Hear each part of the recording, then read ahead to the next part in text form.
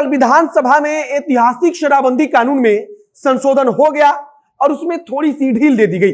अब शराबबंदी कानून में ढील का मतलब यह बिल्कुल नहीं कि अब आपको बिहार में शराब पीने के लिए लाइसेंस मिल गया। कहा जा सकता है कि शराब पीने वालों के लिए थोड़ी सी राहत दे दी गई है। राहत इस बात पर दी गई है कि पहले उसे शराब के नशे में पकड़े जाने पर सीधे जेल भेजने का प्रावधान था, लेकिन अब इसमें थोड़ा सा बदलाव करते हुए आपको 5,000 रुपया से लेकर 50,000 रुपया तक जुर्माना लेकर छोड़ा जा सकता है। लेकिन अगर शराब की बड़ी खेप पकड़ी जाती है तब वहां पर यह नियम लागू नहीं होगा। मतलब कि अगर आप शराब पीकर जा रहे हैं या फिर आपकी गाड़ी में शराब रखी हुई है तब उस गाड़ी को जुर्माना देकर छुड़ाया जा सकता है। लेकिन अगर आपकी गाड़ी में इस मंशा से शराब रखी गई है कि उसको फिर से ले जाकर कहीं बेचा जाएगा और वह शराब की बड़ी खेप है, तब केवल जुर्माना देने से आपको नहीं छोड़ा जाएगा। अगर आप बार बार शराब पीकर पकड़े जा रहे हैं, मतलब कि आप बार बार कानून का उल्लंघन कर रहे हैं, तब आपसे जुर्माना भी वसूला जाएगा और जुर्माने के साथ साथ आपको जेल में भी भेज दिया जाएगा। अब नमस्कार, मेरा नाम है मोहित कुमार सिंह और आप देख रहे हैं हमारा विशेष कार्यक्रम एक्सप्लेनर। यात्रीगण कृपया ध्यान दें, अब भारत में कहीं भी ट्रेन में बैठे बैठे आप अपने मन पसंदीदा रेस्टोरेंट से खाना ऑर्डर कर सकते हैं और अपनी यात्रा को जायकेदार बना सकते हैं। यात्रा में खाना ऑर्डर करने के लिए अभी डाउनलोड करें rail resto app play store या एप्पल स्टोर पर। सबसे पहले आपको बताते हैं कि शराबबंदी कानून में क्या क्या संशोधन हुआ है, पहले क्या कुछ था और अब क्या कुछ बदल गया है। अगर आपको शराब के नशे में पकड़ा जाएगा तब जेल भेजने की बजाय नजदीकी मजिस्ट्रेट के सामने आपको पेश किया जाएगा और वहां से आपको जुर्माना लेकर छोड़ा भी जा सकता है। मतलब कि अब यह सब कुछ जो भी वहां पर कार्य कर रहे मजिस्ट्रेट होंगे, जिनके अंदर यह सब कुछ आता होगा, उनके विवेक पर निर्भर करेगा कि वो आपके मामले को किस प्रकार से समझते हैं और उसमें वो क्या कुछ फैसला देते हैं। अगर मजिस्ट्रेट चाहेंगे तब आपको जुर्माना देकर तुरंत ही वहां से छोड़ दिया जाएगा। जुर्माने की राशि के बारे में हमने आपको बताया कि हो सकता है कि न्यूनतम 5,000 रुपया लेकर भी आपको छोड़ दिया जाए और हो सकता है कि अधिकतम 50,000 रुपया आपसे वसूला जाए और उसके बाद छोड़ा भी जाए और हो सकता है कि आपको नहीं भी छोड़ा जाए। बताया गया है कि अगर छुट्टी का दिन होगा, मतलब कि रविवार हो या फिर किसी भी त्योहार पर्व का समय हो और उसमें छुट्टी चल रही हो, लेकिन फिर भी शराब से जुड़े मामलों की सुनवाई के लिए वहां पर काम होता रहेगा। मतलब कि अगर आप रविवार के दिन भी पकड़े जाते हैं तो उसी दिन आपको मजिस्ट्रेट के कार्यालय से छोड़ा जा सकता है जुर्माना लेकर। सबसे महत्वपूर्ण है कि परिस्थिति के हिसाब से आपको छोड़ा जाएगा। हमने आपको बताया कि मजिस्ट्रेट के विवेक पर यह निर्भर करेगा कि वह आपको छोड़ना चाहते हैं या नहीं छोड़ना चाहते हैं। अगर मजिस्ट्रेट चाहेंगे तब आपको केवल जुर्माना लेकर छोड़ा जा सकता है। अगर मजिस्ट्रेट चाहेंगे तब आपको जुर्माने के साथ साथ 1 महीने जेल की सजा भी हो सकती है।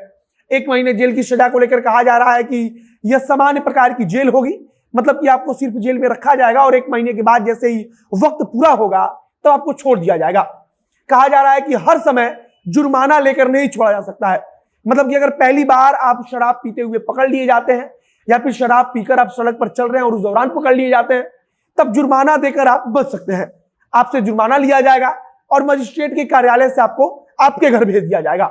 लेकिन अगर आप बार बार ऐसा करते हैं, आप तीसरी बार, चौथी बार, 5वीं बार ऐसा करते हुए पकड़े जाते हैं, तब आपको जुर्माना और जेल दोनों हो सकती है। अगर कोई व्यक्ति ऐसा है जो जुर्माना की राशि वहन नहीं कर पा रहा है, मतलब कि वो जुर्माना नहीं भर पा रहा है, तब उसको जुर्माना की जगह पर 1 महीने की सामान्य जेल की सजा होगी। 1 महीने उसे जेल में रखा जाएगा और 1 महीने जेल की सजा जब पूरी होगी तब जुर्माना ना देने वाले व्यक्ति को छोड़ दिया जाएगा। इसके अलावा अगर आपकी गाड़ी में या घर में शराब पाई जाती है तब उसे भी आप जुर्माना देकर छुड़ा सकते हैं। पहले ऐसा किया जाता था कि अगर आपके घर में 1 बोतल भी शराब पाई जाती है तब उस पूरे के पूरे घर को सील कर दिया जाता था। फिर बाद में बदलाव किया गया और कहा गया कि जिस हिस्से में शराब पाई जाएगी उस हिस्से को सील किया जाएगा। और अब कहा गया है कि अगर आपके घर में शराब पाई भी जाती है तब उसके लिए एक जुर्माना तय किया जाएगा और उस राशि को भर के आप अपने घर को फिर से सील होने से बचा सकते हैं। इसके अलावा अब तक अगर आपकी गाड़ी में शराब पकड़ी जाती थी तब उस गाड़ी को पुलिस जब्त कर लेती थी, लेकिन अब पुलिस के पास आप जुर्माना भरकर मजिस्ट्रेट के सामने आप जुर्माना देकर अपनी गाड़ी को भी छुड़ा सकते हैं। हाँ, अगर बड़ी मात्रा में शराब बरामद की जाती है, जिसका मतलब है कि आप उस शराब को किसी व्यापार के लिए, अवैध व्यापार के लिए इस्तेमाल में करने वाले थे, तब आपकी गाड़ी को नहीं छोड़ा जाएगा।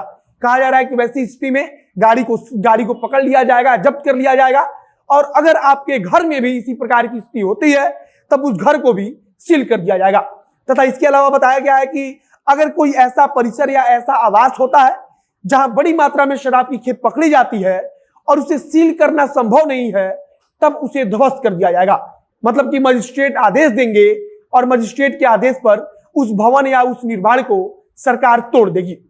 कुल मिलाकर शराबबंदी कानून में थोड़ी सी ढील दी गई है, और ढील देने का मकसद सिर्फ इतना है कि अदालत के ऊपर जो लगातार प्रेशर बढ़ रहा है उसे कम किया जाए और ज्यादा से ज्यादा मामलों का निपटारा निचले स्तर पर या फिर प्रशासनिक स्तर पर ही कर दिया जाए, न्यायपालिका में जाने की जरूरत न पड़े। बाकी आप इन बदलावों को लेकर क्या सोचते हैं उसे कमेंट बॉक्स में लिखकर बताइएगा कि क्या इन बदलावों से शराबबंदी कानून में कुछ सुधार होने वाला है। बाकी आगे कुछ भी नई जानकारी आएगी, कुछ नया अपडेट आएगा तो उसे हम आप तक पहुंचाएंगे। इस वीडियो को ही समाप्त करते हैं। वीडियो को शेयर कीजिएगा, और अगर फेसबुक पर देख रहे हैं तो पेज को भी लाइक कर लीजिए, तथा अगर यूट्यूब पर देख रहे हैं तो चैनल को सब्सक्राइब कर लीजिए। मिलते हैं फिर बहुत जल्द अगली वीडियो में। कैमरे पीछे खड़े हूं प्रकाश और मैं मोहित कुमार सिंह। बहुत बहुत धन्यवाद।